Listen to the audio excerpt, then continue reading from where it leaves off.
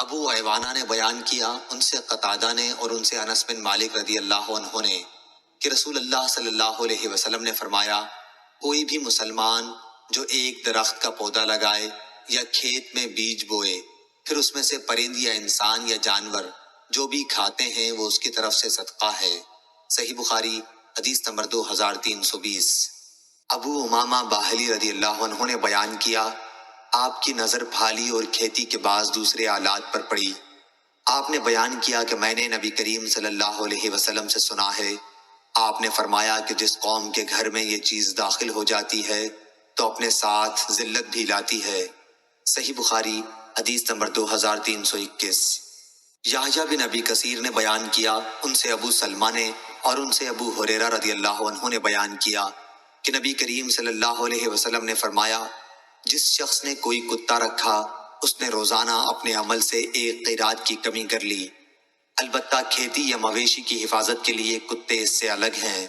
ابن سیرین اور ابو صالح نے ابو ہریرہ رضی اللہ عنہ کے واسطے سے بیان کیا بحوالہ نبی کریم صلی اللہ علیہ وسلم کہ بکری کے ریوڑ، کھیتی اور شکار کے کتے الگ ہیں۔ ابو حازم نے کہا، ابو ہریرہ رضی اللہ عنہ نے نبی کریم صلی اللہ علیہ وسلم سے کہ شکاری اور مویشی کے کتے الگ ہیں۔ صحیح بخاری حدیث نمبر 2322۔ سائب بن یزید نے بیان کیا کہ سفیان بن ابی ظہیر نے ازد شنواح قبیلے کے ایک بزرگ سے سنا جو نبی کریم صلی اللہ علیہ وسلم کے صحابی تھے۔ انہوں نے کہا کہ میں نے نبی کریم صلی اللہ علیہ وسلم سے سنا تھا کہ جس نے کتا پالا جو نہ کھیتی کے لیے ہے اور نہ مویشی کے لیے، تو اس کی نیکیوں سے روزانہ ایک قیرات کم ہو جاتا ہے۔ میں نے پوچھا، کیا آپ نے رسول اللہ صلی اللہ علیہ وسلم سے یہ سنا ہے؟ تو انہوں نے کہا، ہاں، اس مسجد کے رب کی قسم میں نے ضرور آپ صلی اللہ علیہ وسلم سے یہ سنا ہے۔ صحیح بخاری حدیث نمبر 2323۔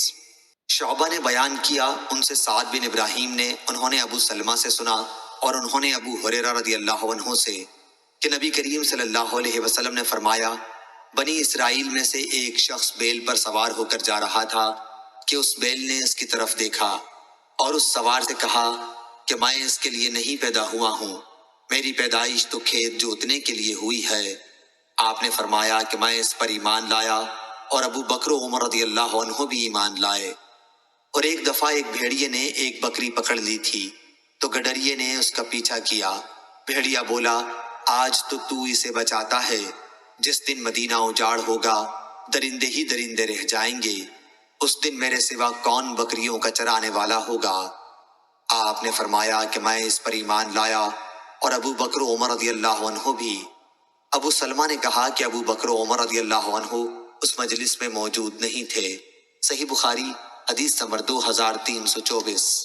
ابو زناد نے بیان کیا، ان سے اعرج نے اور ان سے ابو ہریرہ رضی اللہ عنہ نے بیان کیا کہ انصار نے نبی کریم صلی اللہ علیہ وسلم سے کہا کہ ہمارے باغات آپ ہم میں اور مہاجر بھائیوں میں تقسیم فرما دیں۔ آپ صلی اللہ علیہ وسلم نے انکار کیا تو انصار نے مہاجرین سے کہا کہ آپ لوگ درختوں میں محنت کرو، ہم تم میوے میں شریک رہیں گے۔ انہوں نے کہا، اچھا، ہم نے سنا اور قبول کیا۔ صحیح بخاری حدیث نمبر 2325۔ عبداللہ بن عمر رضی اللہ عنہ نے بیان کیا کہ نبی کریم صلی اللہ علیہ وسلم نے بنی نظیر کے کھجوروں کے باغ جلا دیے اور کاٹ دیے۔ انہی کے باغات کا نام بویرہ تھا، اور حسان رضی اللہ عنہ کا یہ شعر اسی کے متعلق ہے، بنی لوئی قریش کے سرداروں پر غلبے کو بویرہ کی آگ نے آسان بنا دیا، جو ہر طرف پھیلتی ہی جا رہی تھی۔ صحیح بخاری حدیث نمبر 2326۔ یحییٰ بن سعید نے خبر دی، انہیں حنظلہ بن قیس انصاری نے، انہوں نے رافع بن خدیج رضی اللہ عنہ سے سنا، وہ بیان کرتے تھے کہ مدینے میں ہمارے پاس کھیت اوروں سے زیادہ تھے، ہم کھیتوں کو اس شرط کے ساتھ دوسروں کو جوتنے اور بونے کے لیے دیا کرتے تھے کہ کھیت کے ایک مقررہ حصے کی پیداوار مالک زمین لے گا۔ بعض دفعہ ایسا ہوتا کہ خاص اسی حصے کی پیداوار ماری جاتی اور سارا کھیت سلامت رہتا، اور بعض دفعہ سارے کھیت کی پیداوار ماری جاتی اور یہ خاص حصہ بچ جاتا۔ اس لیے ہمیں اس طرح معاملہ کرنے سے روک دیا گیا، اور سونا اور چاندی کے بدل ٹھیکہ دینے کا تو اس وقت رواج ہی نہ تھا، نقدی کرائے کا معاملہ اس وقت نہیں ہوا کرتا تھا۔ صحیح بخاری حدیث نمبر 2327۔ عبداللہ بن عمر رضی اللہ عنہ نے خبر دی کہ رسول اللہ صلی اللہ علیہ وسلم نے خیبر کے یہودیوں سے وہاں کی زمین میں پھل، کھیتی اور جو بھی پیداوار ہو اس کے آدھے حصے پر معاملہ کیا تھا۔ آپ صلی اللہ علیہ وسلم اس میں سے اپنی بیویوں کو 100 وسق دیتے تھے، جس میں 80 وسق کھجور ہوتی اور 20 وسق جو۔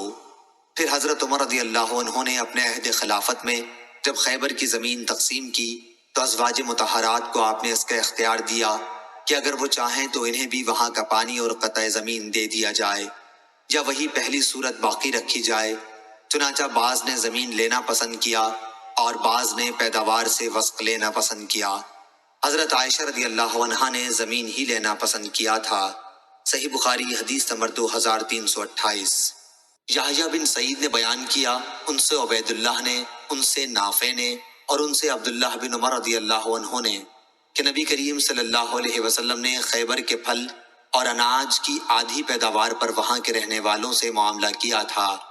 صحیح بخاری حدیث نمبر 2329۔ عمرو بن دینار نے کہا کہ میں نے طاؤس سے عرض کیا کاش آپ بٹائی کا معاملہ چھوڑ دیتے، کیونکہ ان لوگوں رافع بن خدیج اور جابر بن عبداللہ رضی اللہ عنہم وغیرہ کا کہنا ہے نبی کریم صلی اللہ علیہ وسلم نے اس سے منع فرمایا ہے۔ اس پر طاؤس نے کہا کہ میں تو لوگوں کو زمین دیتا ہوں اور ان کا فائدہ کرتا ہوں، اور صحابہ رضی اللہ عنہم میں جو بڑے عالم تھے انہوں نے مجھے خبر دی ہے، آپ کی مراد ابن عباس رضی اللہ عنہ سے تھی، کہ نبی کریم صلی اللہ علیہ وسلم نے اس سے نہیں روکا، بلکہ آپ نے صرف یہ فرمایا تھا کہ اگر کوئی شخص اپنے بھائی کو اپنی زمین مفت دے دے تو یہ اس سے بہتر ہے کہ اس کا محصول لے۔ صحیح بخاری حدیث نمبر 2330۔ عبید اللہ نے خبر دی، انہیں نافع نے اور ان سے عبداللہ بن عمر رضی اللہ عنہ نے بیان کیا کہ رسول اللہ صلی اللہ علیہ وسلم نے خیبر کی زمین یہودیوں کو اس شرط پر سونپی تھی کہ اس میں محنت کریں اور جوتیں بوئیں اور اس کی پیداوار کا آدھا حصہ لیں۔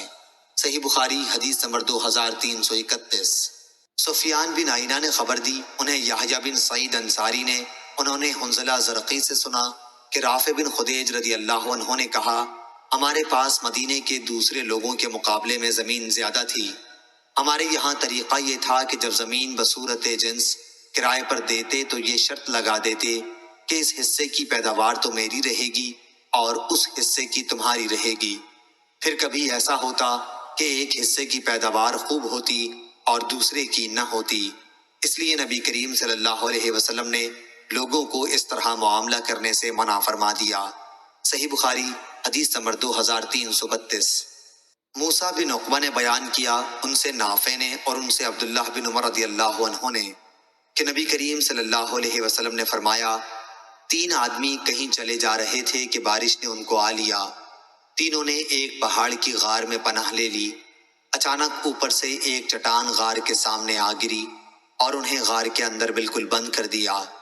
اب ان میں سے بعض لوگوں نے کہا کہ تم اب اپنے ایسے کاموں کو یاد کرو جنہیں تم نے خالص اللہ تعالیٰ کے لیے کیا ہو، اور اسی کام کا واسطہ دے کر اللہ تعالیٰ سے دعا کرو، ممکن ہے اس طرح اللہ تعالیٰ تمہاری اس مصیبت کو ٹال دے۔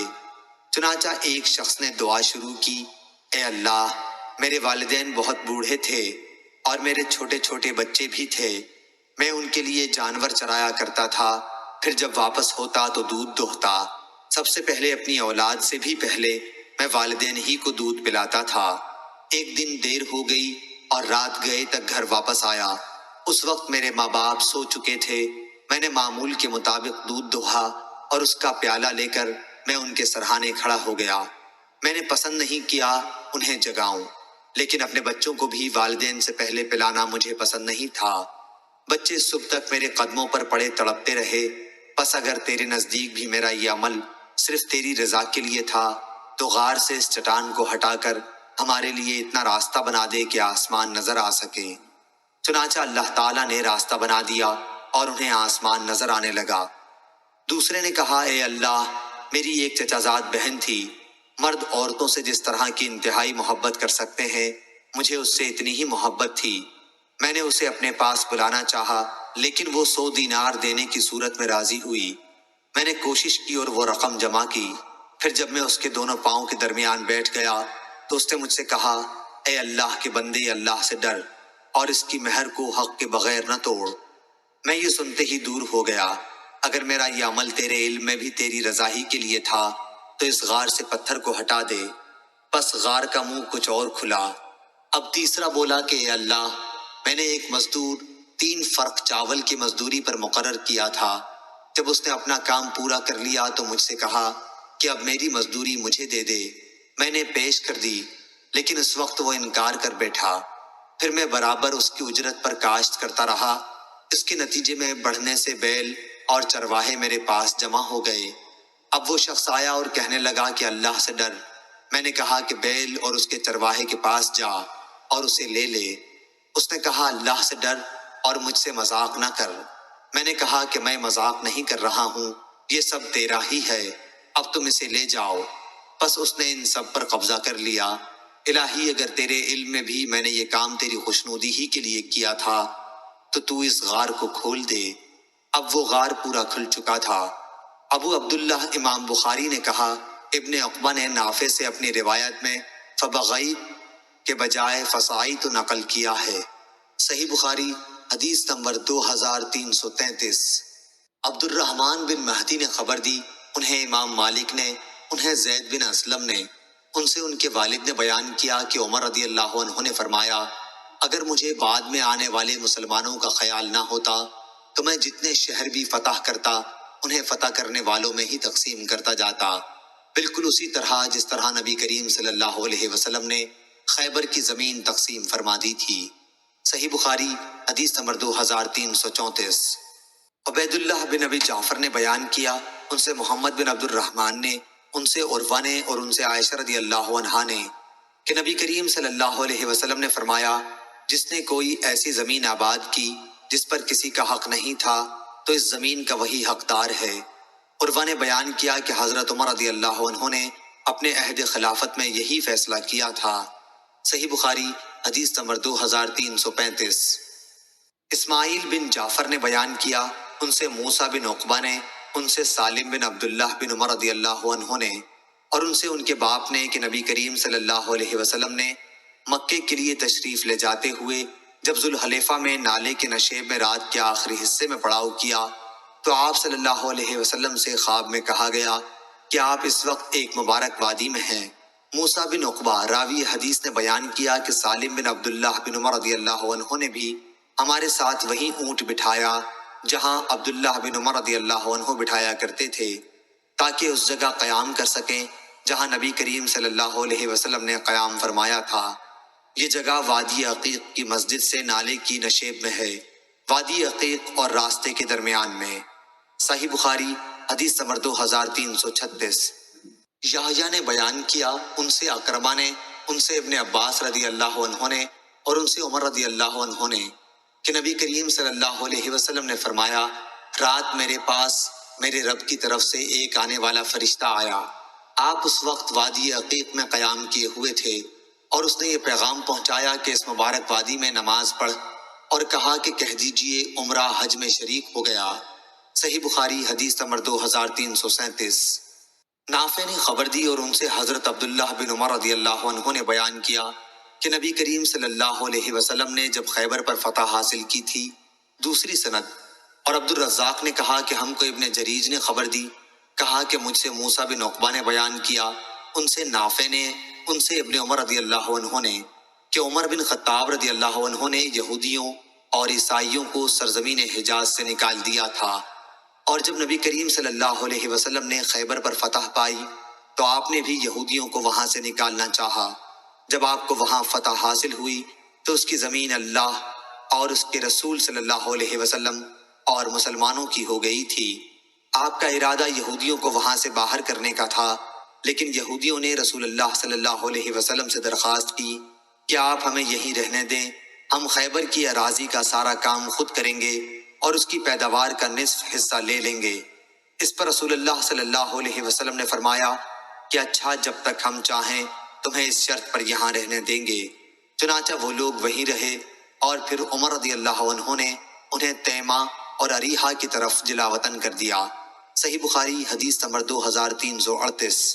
امام اوزائی نے خبر دی، انہیں رافع بن خدیج رضی اللہ عنہ کے غلام ابو نجاشی نے، انہوں نے رافع بن خدیج بن رافع رضی اللہ عنہ سے سنا، اور انہوں نے اپنے چچا زہیر بن رافع رضی اللہ عنہ سے۔ زہیر رضی اللہ عنہ نے بیان کیا کہ نبی کریم صلی اللہ علیہ وسلم نے ہمیں ایک ایسے کام سے منع کیا تھا جس میں ہمارا بظاہر ذاتی فائدہ تھا۔ اس پر میں نے کہا کہ رسول اللہ صلی اللہ علیہ وسلم نے جو کچھ بھی فرمایا وہ حق ہے۔ زہیر رضی اللہ عنہ نے بیان کیا کہ مجھے رسول اللہ صلی اللہ علیہ وسلم نے بلایا اور دریافت فرمایا کہ تم لوگ اپنے کھیتوں کا معاملہ کس طرح کرتے ہو؟ میں نے کہا کہ ہم اپنے کھیتوں کو بونے کے لیے نہر کے قریب کی زمین کی شرط پر دے دیتے ہیں، اس طرح کھجور اور جو کے چند وسق پر۔ یہ سن کر آپ صلی اللہ علیہ وسلم نے فرمایا کہ ایسا نہ کرو، یا خود اس میں کھیتی کیا کرو یا دوسروں سے کراؤ، ورنہ اسے یوں خالی ہی چھوڑ دو۔ رافع رضی اللہ عنہ نے بیان کیا کہ میں نے کہا آپ کا یہ فرمان میں نے سنا اور مان لیا۔ صحیح بخاری حدیث نمبر 2339۔ عطا نے بیان کیا اور ان سے جابر رضی اللہ عنہ نے بیان کیا کہ صحابہ تہائی، چوتھائی یا نصف پر بٹائی کا معاملہ کیا کرتے تھے۔ پھر نبی کریم صلی اللہ علیہ وسلم نے فرمایا کہ جس کے پاس زمین ہو تو اسے خود بوئے، ورنہ دوسروں کو بخش دے، اگر یہ بھی نہیں کر سکتا تو اسے یوں ہی خالی چھوڑ دے۔ صحیح بخاری حدیث نمبر 2340۔ معاویہ بن سلام نے بیان کیا، ان سے یحییٰ بن کثیر نے، ان سے ابو سلمہ نے، اور ان سے ابو ہریرہ رضی اللہ عنہ نے بیان کیا کہ نبی کریم صلی اللہ علیہ وسلم نے فرمایا جس کے پاس زمین ہو تو وہ خود بوئے، ورنہ اپنے کسی مسلمان بھائی کو بخش دے، اور اگر یہ نہیں کر سکتا تو اسے یوں ہی خالی چھوڑ دے۔ صحیح بخاری حدیث نمبر 2341۔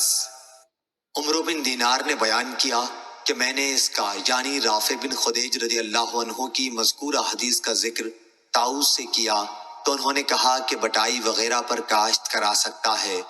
ابن عباس رضی اللہ عنہ نے فرمایا تھا کہ نبی کریم صلی اللہ علیہ وسلم نے اس سے منع نہیں کیا تھا، البتہ آپ نے یہ فرمایا تھا کہ اپنے کسی بھائی کو زمین بخشش کے طور پر دے دینا، اس سے بہتر ہے کہ اس سے کوئی محصول لے، یہ اس صورت میں کہ زمیندار کے پاس فالتو زمین بیکار پڑی ہو۔ صحیح بخاری حدیث نمبر 2342۔ نافع نے بیان کیا کہ ابن عمر رضی اللہ عنہ اپنے کھیتوں کو نبی کریم صلی اللہ علیہ وسلم، ابو بکر، عمر، عثمان رضی اللہ عنہم کے عہد میں اور معاویہ رضی اللہ عنہ کے ابتدائی عہد خلافت میں کرائے پر دیتے تھے۔ صحیح بخاری حدیث نمبر 2343۔ پھر رافع بن خدیج رضی اللہ عنہ کے واسطے سے بیان کیا گیا کہ نبی کریم صلی اللہ علیہ وسلم نے کھیتوں کو کرائے پر دینے سے منع کیا تھا۔ یہ سن کر ابن عمر رضی اللہ عنہ رافع بن خدیج رضی اللہ عنہ کے پاس گئے، میں بھی ان کے ساتھ تھا۔ ابن عمر رضی اللہ عنہ نے ان سے پوچھا تو انہوں نے فرمایا کہ نبی کریم صلی اللہ علیہ وسلم نے کھیتوں کو کرائے پر دینے سے منع فرمایا۔ اس پر ابن عمر رضی اللہ عنہ نے کہا کہ آپ کو معلوم ہے نبی کریم صلی اللہ علیہ وسلم کے عہد میں ہم اپنے کھیتوں کو اس پیداوار کے بدل جو نالیوں پر ہو اور تھوڑی گھاس کے بدل دیا کرتے تھے۔ صحیح بخاری حدیث نمبر 2344۔ سالم نے خبر دی کہ عبداللہ بن عمر رضی اللہ عنہ نے بیان کیا، رسول اللہ صلی اللہ علیہ وسلم کے زمانے میں مجھے معلوم تھا کہ زمین کو بٹائی پر دیا جاتا تھا، پھر انہیں ڈر ہوا کہ ممکن ہے نبی کریم صلی اللہ علیہ وسلم نے اس سلسلے میں کوئی نئی ہدایت فرمائی ہو جس کا علم انہیں نہ ہوا ہو، چنانچہ انہوں نے احتیاطاً زمین کو بٹائی پر دینا چھوڑ دیا۔ صحیح بخاری حدیث نمبر 2345۔ ہلال بن علی نے بیان کیا، دوسری سند اور ہم سے عبداللہ بن محمد نے بیان کیا، انہوں نے کہا کہ ہم سے ابو عامر نے بیان کیا، ان سے فلیح نے بیان کیا، ان سے ہلال بن علی نے، ان سے عطا بن یسار نے، اور اسے ابو ہریرہ رضی اللہ عنہ نے کہ نبی کریم صلی اللہ علیہ وسلم ایک دن بیان فرما رہے تھے، ایک دیہاتی بھی مجلس میں حاضر تھا کہ اہل جنت میں سے ایک شخص اپنے رب سے کھیتی کرنے کی اجازت چاہے گا، اللہ تعالیٰ اس سے فرمائے گا کہ اپنی موجودہ حالت پر تو راضی نہیں ہے؟ وہ کہے گا کیوں نہیں، لیکن میرا جی کھیتی کرنے کو چاہتا ہے۔ حضرت صلی اللہ علیہ وسلم نے فرمایا کہ پھر اس نے بیج ڈالا، پلک جھپکنے میں وہ اگ بھی آیا، پک بھی گیا اور کاٹ بھی لیا گیا، اور اس کے دانے پہاڑوں کی طرح ہوئے۔ اب اللہ تعالیٰ فرماتا ہے، اے ابن آدم، اسے رکھ لے، تجھے کوئی چیز آسودہ نہیں کر سکتی۔ یہ سن کر دیہاتی نے کہا، قسم خدا کی وہ تو کوئی قریشی یا انصاری ہی ہوگا، کیونکہ یہی لوگ کھیتی کرنے والے ہیں، ہم تو کھیتی ہی نہیں کرتے۔ اس بات پر رسول کریم صلی اللہ علیہ وسلم کو ہنسی آ گئی۔ صحیح بخاری حدیث نمبر 2348۔ یعقوب بن عبد الرحمن نے بیان کیا، ان سے ابو حازم سلمہ بن دینار نے، ان سے سہل بن سعد رضی اللہ عنہ نے، کہ جمعے کے دن ہمیں بہت خوشی اس بات کی ہوتی تھی کہ ہماری ایک بوڑھی عورت تھی جو اس چقندر کو اکھاڑ لاتی جسے ہم اپنے باغ کی مینڈوں پر بو دیا کرتے تھے۔ وہ ان کو اپنی ہانڈی میں پکاتی اور اس میں تھوڑے سے جو بھی ڈال دیتی۔ ابو حازم نے کہا، میں نہیں جانتا ہوں کہ سہل نے یوں کہا، نہ اس میں چربی ہوتی نہ چکنائی۔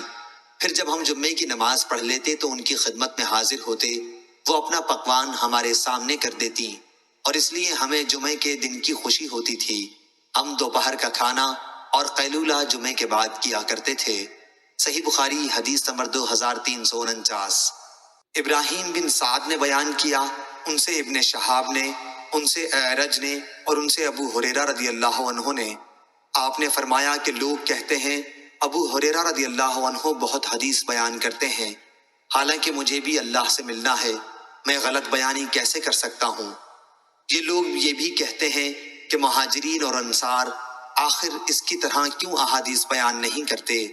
بات یہ ہے کہ میرے بھائی مہاجرین بازاروں میں خرید و فروخت میں مشغول رہا کرتے، اور میرے بھائی انصار کو ان کی جائیداد، کھیت اور باغات وغیرہ مشغول رکھا کرتی تھی۔ صرف میں ایک مسکین آدمی تھا، پیٹ بھر لینے کے بعد میں رسول اللہ صلی اللہ علیہ وسلم کی خدمت ہی میں برابر حاضر رہا کرتا۔ جب یہ سب حضرات غیر حاضر رہتے تو میں حاضر ہوتا، اس لیے جن احادیث کو یہ یاد نہیں کر سکتے تھے میں انہیں یاد رکھتا تھا۔ اور ایک دن نبی کریم صلی اللہ علیہ وسلم نے فرمایا تھا کہ تم میں سے جو شخص بھی اپنے کپڑے کو میری اس تقریر کے ختم ہونے تک پھیلائے رکھے، پھر تقریر ختم ہونے پر اسے اپنے سینے سے لگا لے، تو وہ میری احادیث کو کبھی نہیں بھولے گا۔ میں نے اپنی کملی کو پھیلا دیا جس کے سوا میرے بدن پر اور کوئی کپڑا نہیں تھا۔